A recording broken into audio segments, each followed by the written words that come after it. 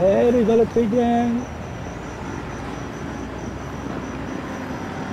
Rizalat.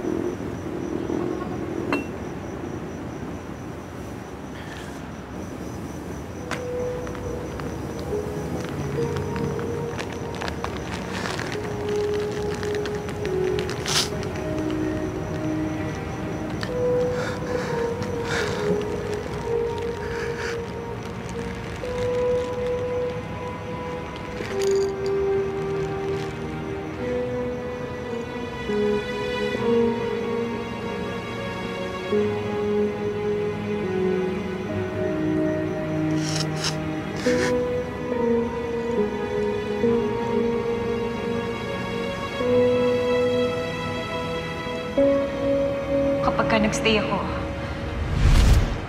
may papatay sa akin. Paano mangyayari yan, Angela? Sinong gagawa? Angela! Angela!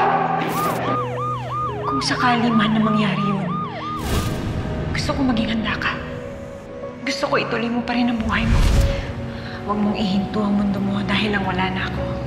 Angela, mahal ko. Kaya ko namang mabuhay kahit wala ka na. Pero ayoko sa mundong wala ka sa tabi ko. I'm sorry.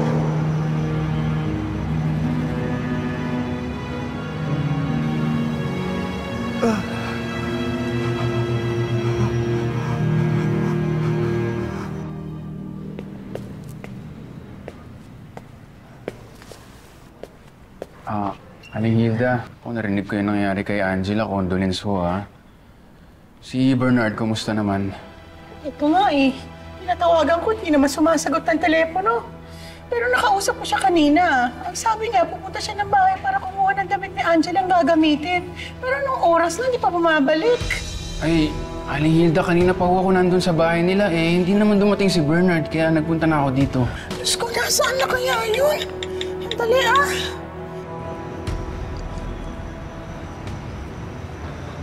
Sir, cellphone nyo naiwan. Sir!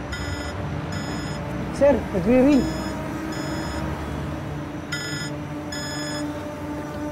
Sabi nila sa nanay ko, mahal na mahal ko siya.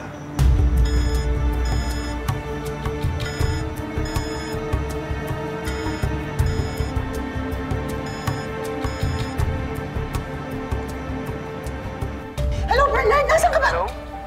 Hello, sino to? Bakit hawak mo telepono ng anak ko? Pinasagot lang po na sir to. Pinapasabi niya po na mahal ka niya daw. Ha? Ano sinasabi mo dyan? Ibigay mo yung telepono sa anak ko! Kausapin ko siya! Bernard, sagutin mo ako! Ibigay mo yung phone! Bernard!